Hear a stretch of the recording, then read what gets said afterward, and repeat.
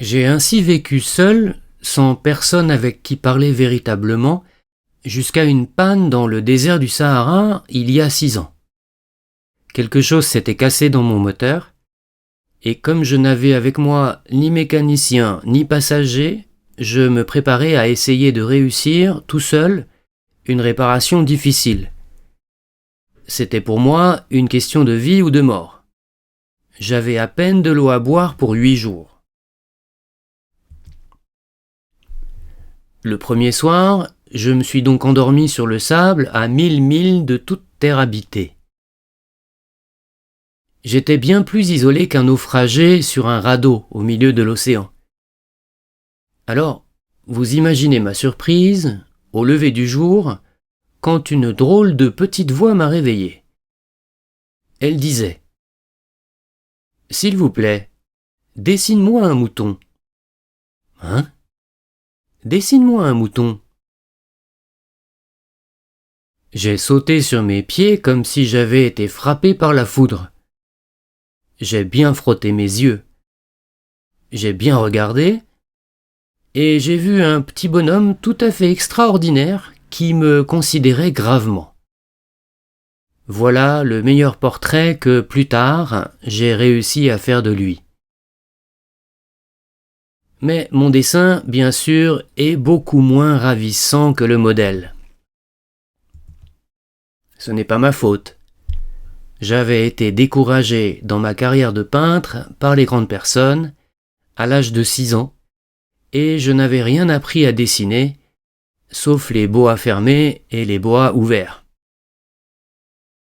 Je regardais donc cette apparition avec des yeux tout ronds d'étonnement.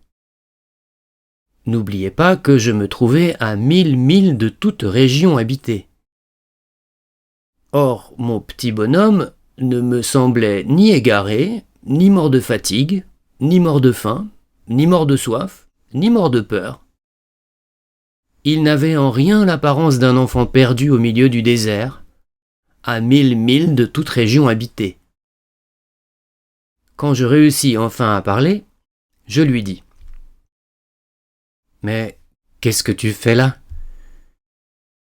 Il me répéta alors, tout doucement, comme une chose très sérieuse, « S'il vous plaît, dessine-moi un mouton. » Quand le mystère est trop impressionnant, on n'ose pas désobéir. Aussi absurde que cela me sembla à 1000 milles de tous les endroits habités et en danger de mort, je sortis de ma poche une feuille de papier et un stylographe. Mais je me rappelai alors que j'avais surtout étudié la géographie, l'histoire, le calcul et la grammaire. Et je dis au petit bonhomme, avec un peu de mauvaise humeur, que je ne savais pas dessiner. Il me répondit « Ça ne fait rien, dessine-moi un mouton. » Comme je n'avais jamais dessiné un mouton, je refis pour lui l'un des 2 seuls dessins dont j'étais capable, celui du boa fermé. Et je fus stupéfait d'entendre le petit bonhomme me répondre « Non, non, je ne veux pas d'un éléphant dans un boa. Un boa, c'est très dangereux. Et un éléphant, c'est très encombrant. Chez moi, c'est tout petit. J'ai besoin d'un mouton. Dessine-moi un mouton. » Alors j'ai dessiné. Il regarda attentivement, puis « Non, celui-là est déjà très malade. Fais-en un autre. » Je dessinai. Mon ami sourit gentiment, avec indulgence. « Tu vois bien, ce n'est pas un mouton, c'est un bélier. Il a des cornes. » Je refis donc encore mon dessin. Mais il fut refusé comme les précédents. « Celui-là est trop vieux.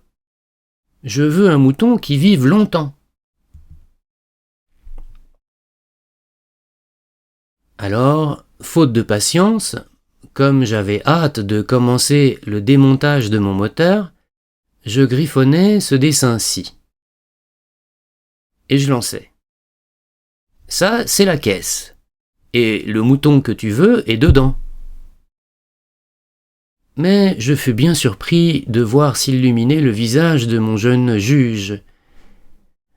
C'est tout à fait comme ça que je le voulais. Crois-tu qu'il faille beaucoup d'herbe à ce mouton ? Pourquoi ? Parce que chez moi, c'est tout petit. Ça suffira sûrement. Je t'ai donné un tout petit mouton. Il pencha la tête vers le dessin. Pas si petit que ça. Tiens, il s'est endormi. Et c'est ainsi que je fis la connaissance du petit prince.